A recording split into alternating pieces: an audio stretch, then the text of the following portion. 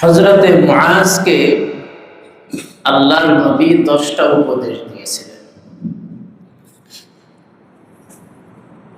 10টা উপদেশের মধ্যে প্রথম উপদেশ হলো শিরিক করা যাবে না, যদিও হত্যা করে দেওয়া হয় আগুনে জ্বালিয়ে দেওয়া হয়।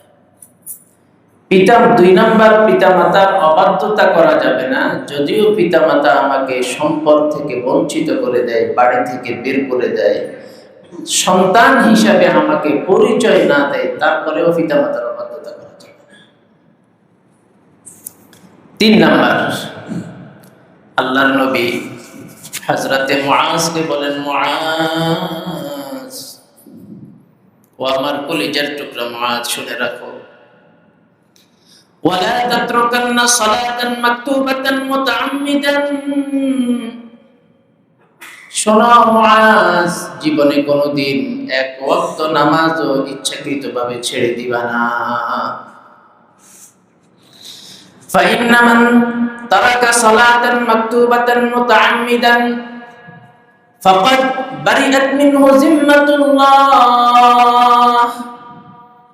আল্লাহর নবী বলেন, মুআজ, যেই মুসলমান, যেই ব্যক্তি ইচ্ছাকৃতভাবে এক ওয়াক্ত নামাজ ছেড়ে দেয়, আল্লাহ পাক রব্বুল আলামিন তার থেকে আল্লাহর সমস্ত জিম্মাদারি আল্লাহ তাআলা উঠাইয়া নেয়। ব্যাপারটা অনেকটা এমন, অনেক সময় আমরা যারা পিতা আছি সন্তানের উপরে রাগান্বিত হয়ে আমরা বলে থাকি যে যা, তোর মন চাই, তোর মন যা চায় তাই কর, আজ থেকে তোর আর কোনো দেখভাল আমি করবো না।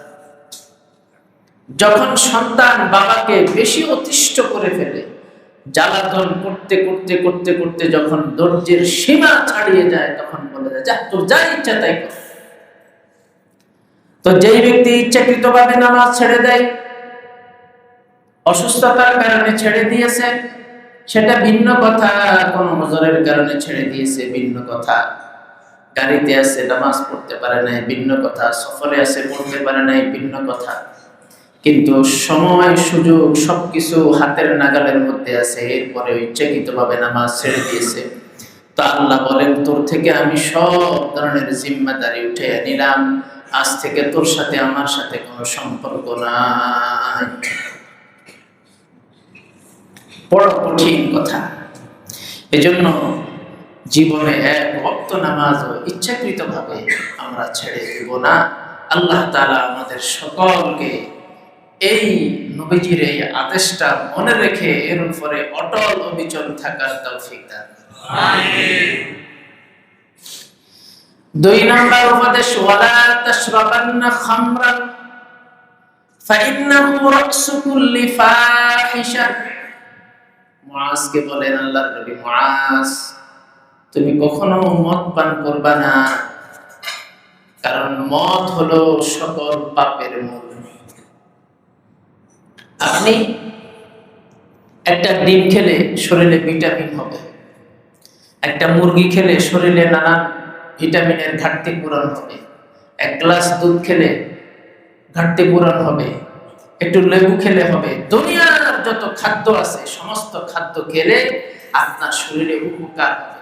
কিন্তু আপনি যদি 1 বোতল মদ খান, 1 ফোঁটা রক্ত হবে না। এই মদ হলো root of the all crimes, সমস্ত অপরাধের মূল হচ্ছে মদ। আপনারা এই বাংলাদেশের বর্তমানে যে ভয়াবহ অবস্থা, আপনারা শুনলে অবাক হয়ে যাবেন। বাংলাদেশে বিভিন্ন ধরনের মদ আছে। কিছু মদ আছে বোতলজাত করা গ্লাসে করে খেতে হয়, কিছু আছে কলফির ভিতরে দিয়ে টান দিয়ে খেতে হয়, কিছু আছে গাছের পাতা, কোকো গাছের পাতা চুলায় দিয়ে দিবেন, তারপরে ধোঁয়া টানবেন, 20 মিনিট পরে আপনি রাজা। এরকম কিছু আছে ইনজেকশন, হ্যাঁ, শরীরের ভিতরে ঢুকাইয়া দেয়। তো বাংলাদেশে কত প্রকারের মদ আছে। কালকে একটা পত্রিকায় একটা আর্টিকেল দেখলাম, সেখানে লেখা আছে যে মদের নাম উল্লেখ করা হয়েছে, যেই মদের নাম আমরা সাধারণত জানি না। চলতেছে, কিন্তু দেদারসে চলতেছে। আমরা মনে করি শুধু ইয়াবা, গাঁজা, বাংলা মদ এগুলো আমরা চিনি, আমাদের সমাজের কিছু লোক আছে এর সাথে জড়িত, কিন্তু ভদ্রভাবে অনেক মদের প্রকার এবং বেচা কিনা বাংলাদেশের মার্কেটে আছে আমরা জানি না। পত্রিকা বলছে যে ইনজেকশন জাতীয় যে মদগুলো, এগুলোর নাম পত্রিকায় লিখছে, একটা লিখছে প্যাটিডিন, মরফিয়ান, মরফিয়াম, ওফিয়াম, ওফিটেট, সরস, হাশিশ, গাঁজা, ডাইলুডি, heroin, marijuana, alcohol, hunter, crown, আর 14টা আছে। এই মদ বাংলাদেশের বাজারে আছে। পুরা বাংলাদেশে এই পরিমাণ মদের ছড়াছড়ি যে সরকার কোনোভাবেই নিয়ন্ত্রণ করতে পারতেছে না। একজন ব্যক্তি যখন মদ খায়,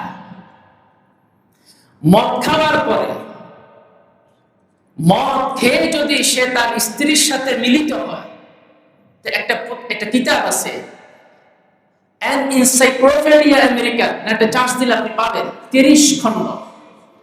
এর প্রথম খণ্ডে লেখা আছে যে ড্রাঙ্কার্ড, যে ব্যক্তি মদ পান করে, not only damage his life, যে মদ পান করে সে শুধু তার নিজের জীবনকেই ধ্বংস করে না, বরং এই মদ পান করে সে যখন তার স্ত্রীর সাথে মিলিত হয়, তখন বাচ্চা পয়দা হলে বাচ্চার জীবনকেও সে ধ্বংস করে দেয়। সেখানে এনসাইক্লোপিডিয়া লিখছে যে দিস নিউ বর্ন বেবি, যেই নতুন বাচ্চার জন্ম হয়, এই বাচ্চাটা যখন কেউ মদ্যপ অবস্থায় স্ত্রীর সাথে মিলিত হওয়ার পরে জন্ম হয়, সেই বাচ্চার অবস্থা হয় এমন, সে আঙ্গুল 5টা, কখনো কানে ছিদ্র নাই, অথবা আঙ্গুল 4টা, ব্রেন আছে, সব ঠিক আছে, কিন্তু বিবেক বুদ্ধি নাই, 1 থেকে 50 পর্যন্ত বলতে পারে না, জীবনে ক্লাস 1 পাস করতে পারবে না। এইরকম ভয়াবহ এই নেশা সমস্ত অপরাধের মূল। আপনি মদ খেলে 20 মিনিটের ভিতরে আপনার শরীরের স্পন্দন বেড়ে যাবে, অন্যরকম একটা শরীরের ভিতরে যৌন শক্তি চলে আসবে। তো যৌন শক্তি চলে আসলে মানুষের কিসের প্রয়োজন হয়? ওই দিকে মানুষ চলে যায়। এই জন্য আল্লাহর নবী বলেছেন সমস্ত অপরাধের মূল হলো এই মদ। আপনারা জানেন, পত্রিকা বলছে বাংলাদেশে 1 বছরে আপনার ইয়াবা বিক্রি হয় 6,000 কোটি টাকা। আপনি চিন্তা করতে পারেন, পত্রিকা বলছে, নয়া দিগন্ত পত্রিকা, 1 বছরে মদ বিক্রি হয় 6,000 কোটি টাকা। BCB, border guard of Bangladesh, এর 1 বছরের বেতন হলো 3,300 কোটি টাকা। ইয়াবা বিক্রি হয় কত? 6,000 কোটি টাকা। ডিফারেন্ট কাইন্ডস অফ ড্রাগস, নানান ধরনের নেশা জাতীয় দ্রব্য, কিছু বোতলজাত, কিছু ইনজেকশন, কিছু পাতা, এই ডিফারেন্ট কাইন্ডস অফ ড্রাগস 1 বছরে বিক্রি হয় 40,000 কোটি টাকা। পত্রিকা বলছে, এগুলো নিউজ যারা করে মিডিয়া, তারা বলছে যমুনার সেতু নির্মাণ করতে লেগেছে 4,000 কোটি টাকা, পদ্মা সেতু উদ্বোধনে লেগেছে 40,000 কোটি টাকা, আর আমরা 30,000 কোটি টাকা। আর আমরা নেশা জাতীয় দ্রব্য এই বাংলাদেশের যুব সমাজ থেকে শুরু করে যারা এটাতে এডিক্টেড, তারা খায় 40,000 কোটি টাকা। আপনি চিন্তা করেন, এই মদ, ইয়াবা, গাঁজা, ডিফারেন্ট কাইন্ডস অফ ড্রাগস, এটা যদি আমরা নিয়ন্ত্রণ করতে পারতাম, 40,000 কোটি টাকা যদি আমরা সেভ করতে পারতাম, বছরে কয়টা পদ্মা সেতু বানাইতে পারতাম? আমাদের অবস্থা ভয়াবহ। একটা ছেলে ক্লাস 7-এ পড়ে, ক্লাস 6-এ পড়ে, সে সিগারেট টানতেছে। এখনো তার চেহারার ভিতরে কি যে মায়া, কারণ যখন মানুষ ছোট থাকে তখন তার চেহারায় আলাদা একটা ফোকাস থাকে। সিগারেট খেয়ে তার চেহারার ফোকাস সে শেষ করে দিতেছে। এই আপনাদের এখানে কেমন হয় আমি জানি না, আমি তো থাকি মুগদা, আমার সামনে ওপেন ইয়াবা, গাঁজা, পাতা জাতীয় এগুলো বিক্রি হয়, মহিলারা বিক্রি করতেছে প্রকাশ্যে। পুলিশ ওই পারে দাঁড়িয়ে আছে, এই পারে বেচা কিনা হচ্ছে দিন দুপুরে 2টা। আমি তো মাদ্রাসায় যাই, আসা যাওয়ার পথে ওই জায়গা দিয়ে যখন যাই তখন দেখি চলতেছে, প্রকাশ্যে চলতেছে, অত্যন্ত ভয়াবহ অবস্থা। আল্লাহর নবী বলেন, এই মদ হলো সকল অপরাধের মূল।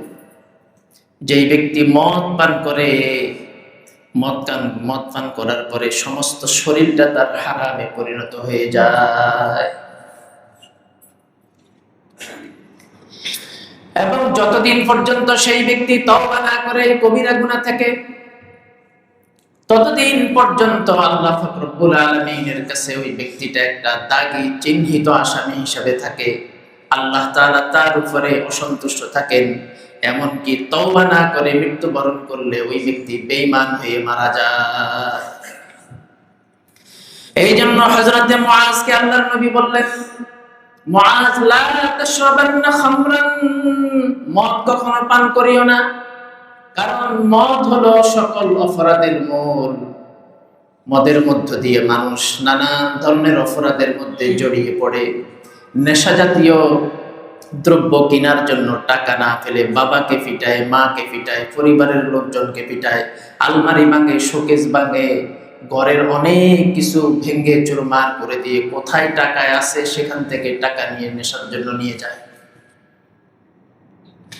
এই জন্য অন্তত আমরা যারা এখানে আছি, আমাদের সন্তানগুলোকে আল্লাহ তাআলা এই ভয়াবহ অবস্থা থেকে হেফাজত করেন।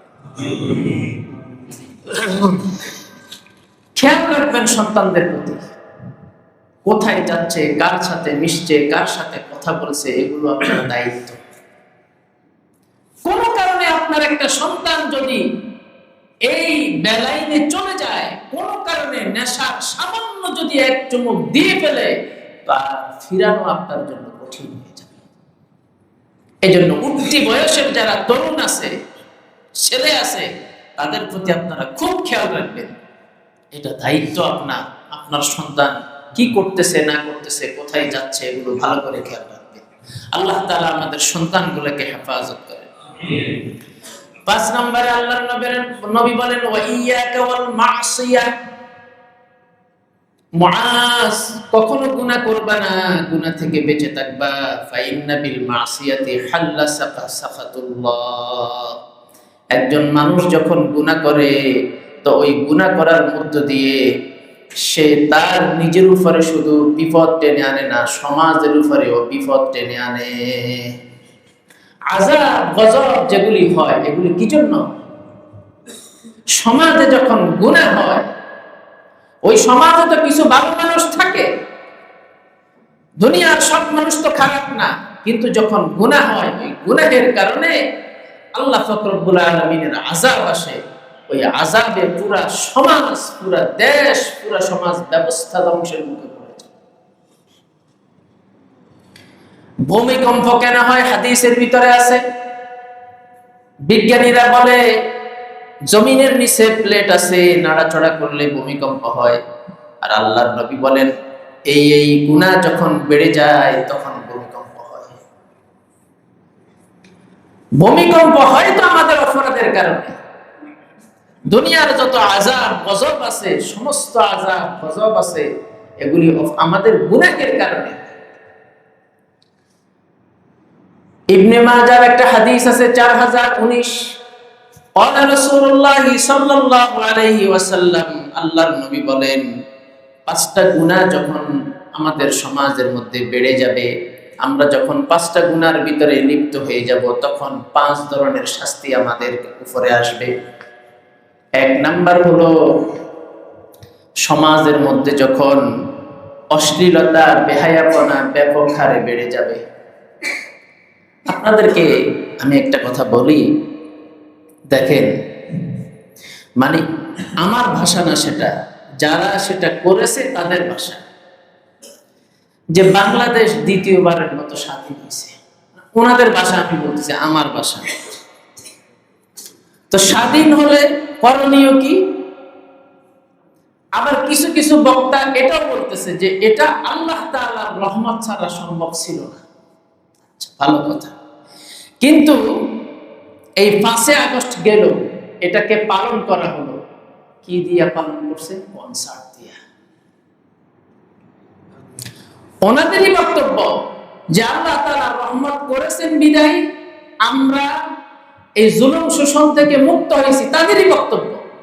আবার তারাই আবার কনসার্ট করে ওই জুলাইটাকে স্মরণ করতেছে।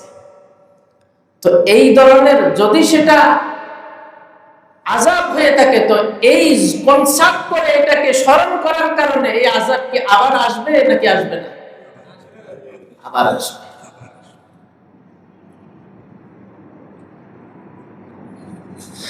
আল্লাহর নবী বলেন, জমিনে যখন অশ্লীলতা বেড়ে যায় তখন আমাদেরকে অনেক ধরনের শাস্তির মুখোমুখি করা হয়। এর মধ্যে এক নম্বরের শাস্তি হলো যখন অশ্লীলতা বেড়ে যাবে, বেহায়াপনা বেড়ে যাবে, নারী পুরুষের অবাধ মেলামেশা যখন বেড়ে যাবে, তখন আল্লাহ পাক রব্বুল আলামিন আমাদেরকে যে শাস্তিটা দিবেন সেটা হলো আমাদের কাছে আল্লাহ তাআলা মহামারী পাঠাবেন, করোনার মতো মহামারী পাঠাবেন। এবং দুর্ভিক্ষ আসবে, দুর্ভিক্ষ। এখন দেখেন না, গ্যাস নাই, এই নাই, সেই নাই, ওটা নাই, সেটা নাই। সরকারের সাথে মিছিল করতেছে, অনেক কিছু করতেছে, মানববন্ধন করতেছে, বারবার সাংবাদিক সম্মেলন করতেছে। হয়তো এগুলো ব্যবস্থা করা না হয়, গদি ছাড় বলতেছে। কিন্তু আল্লাহর নবীর ভাষা কি? আল্লাহর নবীর ভাষা হলো যে অশ্লীলতা বেড়ে গেছে, অপরাধ বেড়ে গেছে, বেহায়াপনা বেড়ে গেছে, জেনা ব্যভিচার বেড়ে গেছে। এই জন্য আমাদের জীবনে দুর্ভিক্ষ নেমে আসবে, নানান ধরনের অভাব ঘাটতি আমাদের ভিতরে দেখা দিবে। এগুলো সবগুলি আল্লাহ তাআলার পক্ষ থেকে আমাদের গুনাহের কারণে। দুই নম্বরে রাসূলুল্লাহ সাল্লাল্লাহু আলাইহি ওয়াসাল্লাম বলেন, ব্যবসায়ীরা যখন মাফে কম দিবে তখন আরেকটা আযাব আসবে। ব্যবসায়ীরা মাফে কম দেয়, ব্যবসায়ীরা যখন মিথ্যা কথা বলবে। একটা শার্ট গুলিস্তান থেকে পাইকারিতে আনছে 150 টাকা, শোরুমে ঢুকাইয়া এটা বিক্রি করতেছে 700 টাকা, 800 টাকা, ব্র্যান্ডের সিলটি লাগাইয়া দিছে। এরপরে যখন ক্রেতা আসছে তাকে বলতেছে, ভাই আমাদের এটা কিনা হচ্ছে 600 টাকা, আমরা 100 টাকা লাভ করব। পরে এই শার্ট গুলিস্তান যাওয়ার পরে দেখে যে এটার দাম 150 টাকা। অথচ ক্রেতাকে বেচার সময় কি বলতেছে, আল্লাহর কসম ভাই এটা আমরা 100 টাকা লাভ করব, কিন্তু কিনছে 150 টাকা দিয়ে। বিভিন্ন ধরনের পণ্য মেপে দিবে আপনাকে। গরুর গোশত, খাসির গোশত ইত্যাদির ব্যাপারে তো কোনো কথাই নাই, এগুলোতে বেশি ফাঁকিবাজি হয়। ফল কেনার সময় বেশি ফাঁকিবাজি হয়। অনেক সময় এমনও ধরা পড়েছে যে ফল কিনে আরেক দোকানে গিয়ে মাপ দেওয়ার পরে দেখে 200 গ্রাম কম, গোশত 200 গ্রাম কম। রাসূলুল্লাহ সাল্লাল্লাহু আলাইহি ওয়াসাল্লাম বলেন, ব্যবসায়ীরা যখন এভাবে মাপে কম দিবে তখন আল্লাহ পাক রব্বুল আলামিন দেশের যারা বাদশা আছে, ক্ষমতায় আছে, তাদেরকে লেলাইয়া দিবেন তাদের উপরে জুলুম করার জন্য। এটা একটা আল্লাহর পক্ষ থেকে আযাব। এখন আমাদের উপরে জুলুম হইতেছে, কেন হইতেছে? আল্লাহর নবী বলতেছে আমাদের অপরাধের কারণে জুলুমটা আসতেছে। 3 নম্বরে রাসূলুল্লাহ সাল্লাল্লাহু আলাইহি ওয়াসাল্লাম বলেন, যখন মানুষ সম্পদের যাকাত দিবে না, যাকাত, সম্পদের যাকাত যখন দিতে চাইবে না, তখন মানুষের উপরে আরেকটা আযাব আসবে, সেটা হলো অনাবৃষ্টি। এখন দেখবেন আগের মতো আর বৃষ্টি নিয়মিত হয় না। যখন বৃষ্টি দরকার তখন বৃষ্টি হয় না, যখন বৃষ্টি দরকার নাই তখন হচ্ছে অনাবৃষ্টি। বৃষ্টি নাই, সারা দেশে হাহাকার পড়ে যায়। আল্লাহর নবী বলেন, এই যারা যাকাত দেয় না, সমাজের মধ্যে সম্পদশালীরা যখন যাকাত দেয় না, তো সমাজের ভিতরে, দেশের ভিতরে যদি চতুষ্পদ জন্তু যদি না থাকতো, গরু ছাগল যদি না থাকতো, একেবারেই বৃষ্টি দেওয়া আল্লাহ তাআলা বন্ধ করে দিতেন। শুধুমাত্র এই বৃষ্টিগুলো দিচ্ছেন গরু ছাগলের কারণে, গাছপালার কারণে। তাদেরও তো বৃষ্টি দিয়ে জীবন বাঁচে, তারা বেঁচে থাকে, সজীব থাকে। গরু ছাগলের বৃষ্টির প্রয়োজন, তাদের পানির প্রয়োজন। এই কারণে আল্লাহ তাআলা বৃষ্টি দিচ্ছেন, তাদের উসিলায় আমরা পানি পাচ্ছি। তারপরে রাসূলুল্লাহ সাল্লাল্লাহু আলাইহি ওয়াসাল্লাম বলেন, যখন মানুষ আল্লাহ আল্লাহর রাসূলের ওয়াদাকে রক্ষা করবে না, তখন আল্লাহ তাআলা অন্য শত্রুদেরকে তাদের উপরে চাপায়া দিবেন। এই জন্য তো দেখবেন বাংলাদেশকে নিয়ে ভারতে টানাটানি করে, আমেরিকা টানাটানি করে, পৃথিবীর যত পরাশক্তি আছে সমস্ত পরাশক্তি বাংলাদেশকে নিয়ে টানাটানি। এ চায় এর করায়ত্তে রাখার জন্য, ও চায় ওর করায়ত্তে রাখার জন্য। এবং ওই বিনদেশী শত্রু আমাদের উপরে আল্লাহ তাআলা চাপায়া দিবেন। চাপায়া দিয়ে আল্লাহর নবী বলেন আমাদের যত সম্পদ আছে এগুলো তারা চিনাইয়া নিয়ে যাবে। দেখেন না কিছুদিন পর পরে লেখালেখি হয় যে সেন্ট মার্টিন নিয়ে যাইতেছে, নিয়ে গেছে কিনা জানি না, কিন্তু কিছুদিন পর পরে তো লেখালেখি হয় যে এই সেন্ট মার্টিন, এটা বাংলাদেশের এই জায়গাটা একটা সম্পদ, এটাকে নিয়ে নেওয়ার জন্য, এটা এখানে একটা কিছু করার জন্য, এটাকে নিজের করায়ত্তে নিয়ে নেওয়ার জন্য বারবার একের পর এক চক্রান্ত চলতেছে। তো এটা কি জন্য হচ্ছে? ওই যে আল্লাহর নবী বলতেছেন মুসলমানরা যখন আল্লাহ আল্লাহর রাসূলের সাথে দেওয়া ওয়াদা পূরণ করবে না, আল্লাহ আল্লাহর রাসূলের বিধান অনুযায়ী চলবে না, তখন বিদেশী শত্রুদেরকে আমাদের উপরে চাপায়া দেওয়া হবে। তারা আমাদেরকে জুলুম করবে, তারা আমাদেরকে নির্যাতন করবে, আমাদের সম্পদ চিনে নেবে। 5 নম্বরে আল্লাহর নবী বলেন আমাদের দেশের শাসক যারা আছে তারা যতদিন পর্যন্ত আল্লাহর কিতাব দিয়ে রাষ্ট্র পরিচালনা করবে না, ততদিন পর্যন্ত তাদের উপরে আযাব আসবে। কেমন আযাব? সেই আযাবটা হলো পরস্পরের ভিতরে দ্বন্দ্ব লাগাইয়া দিবে। তো পরস্পরের ভিতরে দ্বন্দ্বটা আপনারা টের পান কিনা আমি আপনাদেরকে বুঝাইয়া বলি। কিভাবে আপনারা টের পান বা আমি টের পাই আপনাদেরকে বুঝাইয়া বলি। দেখেন, বিরোধী দল আর সরকারি দল, দোনো দল মিলেই তো দেশ গঠন করবে, দেশকে উন্নতি করবে। কিন্তু আজকে কি অবস্থা? বিরোধী দল আর সরকারি দলের মারামারিতে পুরা দেশ অস্থির। আল্লাহর নবীর হাদিস কি বলতেছে? যখন রাষ্ট্র আল্লাহ আল্লাহর রাসূলের বিধান অনুযায়ী চলবে না, তখন আল্লাহ তাআলা পরস্পরের ভিতরে মারামারি লাগাইয়া দেবে। তো এই মারামারি চলতেছে। মারামারি চলার কারণে কি হচ্ছে? দেশের উন্নতি ব্যাহত হচ্ছে, জনগণের সুবিধা বঞ্চিত হচ্ছে, জনগণ সুবিধা থেকে বঞ্চিত হচ্ছে, আর দেশের উন্নয়ন থেকে দেশ বঞ্চিত হচ্ছে। তো রাসূলুল্লাহ সাল্লাল্লাহু আলাইহি ওয়াসাল্লাম বলেন গুনাহ ছাড়ো। গুনাহ দেশের ভিতরে যত বেশি হবে তত বেশি বিপদ আপদ আসবে, মুসিবত আসবে, দেশের উন্নতি অগ্রগতি এগুলা ব্যাহত হবে এবং জনগণ তাদের সুবিধা বঞ্চিত হবে, বিভিন্ন রকমের আযাব গজব আসবে। রাসূলুল্লাহ সাল্লাল্লাহু আলাইহি ওয়াসাল্লাম হযরতে মুআজকে 6 নাম্বার উপদেশ হিসেবে বলেন ইয়াকা ওয়াল ফিরার ওয়া ইন হালাকান নাস। আল্লাহর নবী বলেন হে মুআজ, তুমি যদি কখনো যুদ্ধের ময়দানে যাও, জিহাদের ময়দানে যাও, তো সকল মুসলমান শহীদ হয়ে গেলেও মারা গেলেও তুমি কখনো জিহাদের ময়দান থেকে পলায়ন করবে না, কারণ জিহাদের ময়দান থেকে পালিয়ে চলে আসাটা এটা একটা কবিরা গুনাহ। 7 নম্বরে আল্লাহর নবী বলেন ওয়াইজা আসাবান নাসু মাউতুন, যখন কোন জনপদে কোন দেশের ভিতরে মহামারী দেখা দেয়, যেমন ধরেন করোনা দেখা দিয়েছে, তো আল্লাহর নবীর বক্তব্য কি দেখেন? 1400 বছর আগে আল্লাহর নবী বলছেন করোনার মতো মহামারী যখন দেশের ভিতরে লাগবে তখন ওয়ান্তা ফীহিম ফাসবুর, যে যেখানে আসো সেখানেই অবস্থান করবে, সেখান থেকে অন্য এলাকায় যাবে না। 1400 বছর আগে আল্লাহর নবী কথা বলেছেন। আর ওই যে 18 সালে করোনা হলো, বিশ্ব স্বাস্থ্য সংস্থা লকডাউন দিয়ে বলল যে যেখানে আসো সেখানেই থাকবে, আর আল্লাহর নবী 1400 বছর আগে বলে গেছেন ওয়াইদা আসাবান নাস মাউতুন ওয়া আনতা ফীহিম ফাসবুত, যখন মহামারী দেখা দিবে, বিভিন্ন ধরনের মহামারী আছে, মহামারী দেখা দিলে যে যেখানে আসো সেখানে অবস্থান করবে, সেখান থেকে বাহিরে বের হবে না, মহামারী চলে যাওয়া পর্যন্ত, এটা থেকে মানুষ মুক্তি পাওয়া পর্যন্ত যে যেখানে আসো সেখানে অবস্থান করবে। 8 নম্বরে ওয়ানফিক আলা ইয়াদিকা মিন তুলিক, তুমি তোমার পরিবারের জন্য সাধ্য অনুসারে খরচ করো, যতটুকু প্রয়োজন ততটুকু খরচ করো, এর বাহিরে বেশি খরচ করবা না, ইসরাফ অপব্যয় করবা না। এখন সন্তানরা অনেক সময় আমাদেরকে গুনাহের মধ্যে লিপ্ত করে। আমার বেতন হলো 20,000 টাকা, সন্তান আমার কাছে মোবাইল চেয়েছে 30,000 টাকা, অনেক পিতার কাছে চায়।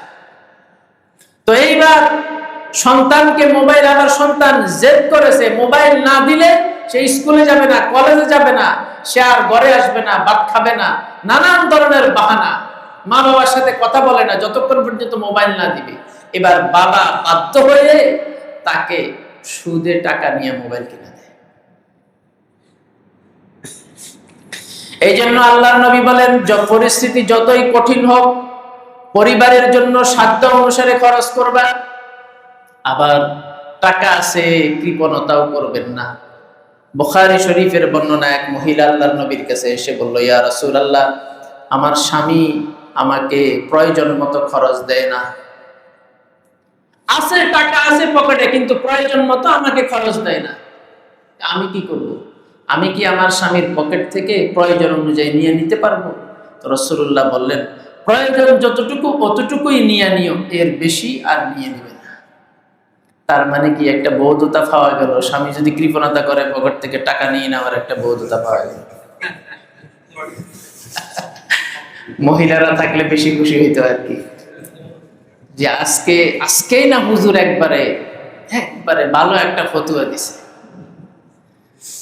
আমাদের সমাজের মহিলাদের অবস্থা কি এই, ওনারা আরো বেশি নিয়ে যায়,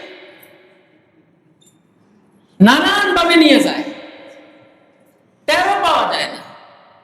এবং অনেক সময় যখন খাতির লাগাইয়া তার সাথে কথা বলা হয় যে দেখো আমি একটা বিপদে পড়ছি, তোমার কাছে টাকা আছে কিনা, তখন বন্ধা একটা বাইর করে এনে দেয়, এই তো আমার কাছে আছে। তো আপনার থেকে না নিলে, বিভিন্ন ভাবে সেট না করলে টাকা কোথা থেকে আসছে? তো রাসূলুল্লাহ সাল্লাল্লাহু আলাইহি ওয়াসাল্লাম বলেন, পরিবারের জন্য সাধ্যমতো খরচ করবা, বেশিও না আবার কমও না, যতটুকু প্রয়োজন ততটুকু পরিবারের জন্য খরচ করবা। 9 নাম্বার যেটা, সেটা আল্লাহর নবী বলেন, ওয়ালা তারফা আনহুম আসাকা দাবা, পরিবার থেকে শাসনের লাঠি উঠাইয়া নিও। আমাদের সময়ে আমাদের বাবা মারা আমাদেরকে যে শাসন করতেন, এখন কি সেই শাসন আছে? এখন তো আমরাও সন্তানদেরকে অতি আদর করে শাসন করি না। আর আমাদের সময়ে অবস্থা কি ছিল? আমরা ভাইয়ে ভাইয়ে, বনে বনে বলা বলি করতাম, আব্বা ঘরে আছে, নামাজ না পড়লে কিন্তু খবর আছে, আজকে কিন্তু বাদ দিব না, নামাজ না পড়লে কিন্তু ঘর থেকে বাইর করে দিব। বলা বলি করতো ভাইয়ে ভাইয়ে, বনে বনে বলা বলি করতো, এই খবরদার আব্বা কিন্তু ঘরে আইছে, এখন উল্টা পাল্টা করলে খবর আছে।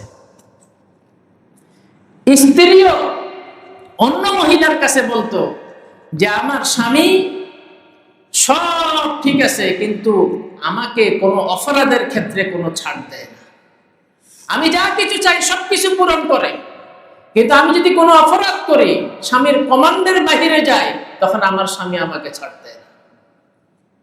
এটা প্রশংসা স্বরূপ বলে। এখন আর সেই ব্যাপারটা নেই, পরিবার থেকে শাসনের লাঠিটা একদমই উঠে গেছে। বরং অনেক সময় পরিবারে একচ্ছত্র অধিপতি হয়ে যায় নারী, সেখানে পুরুষের কোনো গুরুত্বই থাকে না।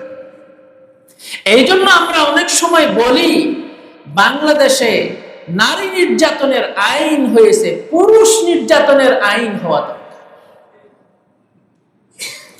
অনেক পুরুষ পারিবারিকভাবে নির্যাতিত, ছেলে মেয়ে বউ এদের দ্বারা নির্যাতিত। আমি নিজে সাক্ষী, ঢাকা শহরের অনেক বাড়িওয়ালার দুঃখের কাহিনী আমার কাছে আছে। আমি যখন যেই মসজিদে আগে ছিলাম, সেই মসজিদ তারা এসে এসে আমার কাছে বলত,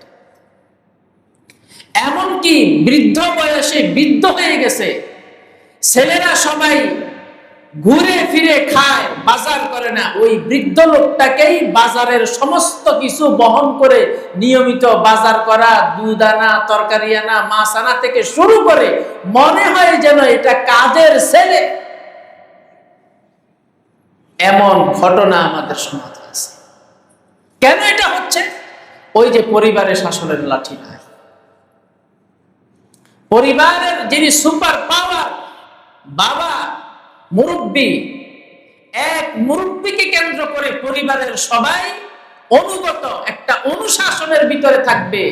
উনি যতক্ষণ পর্যন্ত আছে কেউ উল্টাপাল্টা করার সাহস করবে না। এই যে একটা ব্যাপার আগে আমাদের পরিবারে ছিল, সেটা এখন নাই। তো আল্লাহর নবী বলেন, ওয়ালা তারফা আনহুম আসাকা আদাবা। পরিবারের আপনি যেহেতু হর্তাকর্তা, আপনি সুপার পাওয়ার, পরিবারের সবাইকে আদব কায়দা থেকে শুরু করে নানান শিক্ষা তাদেরকে দিতে হবে, শাসন করতে হবে। এই শাসনের লাঠি কখনো পরিবার থেকে উঠাইয়া নিও না। যদি উঠাইয়া নাও, তাহলে কিছুদিন পরে দেখবে যে তোমাকেই আর মূল্য দিবে না, তোমার কথাই আর শুনবে না। আপনি জানেন না, একটা সন্তানকে বাবা মাথার ঘাম পায়ে ফেলে মানুষ করার পরে যখন সন্তান বাবার কথা শুনে না, তখন বাবার মনে কি যে কষ্ট, এটা পৃথিবীর কোনো কবি, কোনো বক্তা, কোনো ভাষাবিদ কোন ভাষা দিয়ে এই কষ্টটা বুঝাবে, আমার মনে হয় কেউ বুঝাতে সম্ভব না। কত কষ্ট লাগে বাবার মনে, যাদের জন্য রক্ত ঘাম সবকিছু পানি করে ফেলেছে, এখন দেন কে আর বাবাকে? কোনো কথাই শুনতে রাজি না। এমন পরিবার আছে। আল্লাহ পাক রব্বুল আলামিন এই মা বাবার অবাধ্যতা থেকে আমাদেরকে হেফাজত করেন। আমিন। 10 নম্বরে আল্লাহর নবী বলেন, ওয়াতিফহুম ফিল্লাহি আযজা ওয়া জাল্লা। পরিবারকে আল্লাহর ব্যাপারে ভয় দেখাও। এটা আমরা বিভিন্ন ভাবে করতে পারি। দেখেন, আপনি যখন ডাইনিং টেবিলে সন্তানদেরকে নিয়ে খেতে বসেন, তখন আপনি বলতে পারেন যে দেখো, এই যে খাবার তোমরা খাচ্ছ, এটা কিন্তু আমি খাওয়াই না, এটা তোমারে আল্লাহ খাওয়ায়।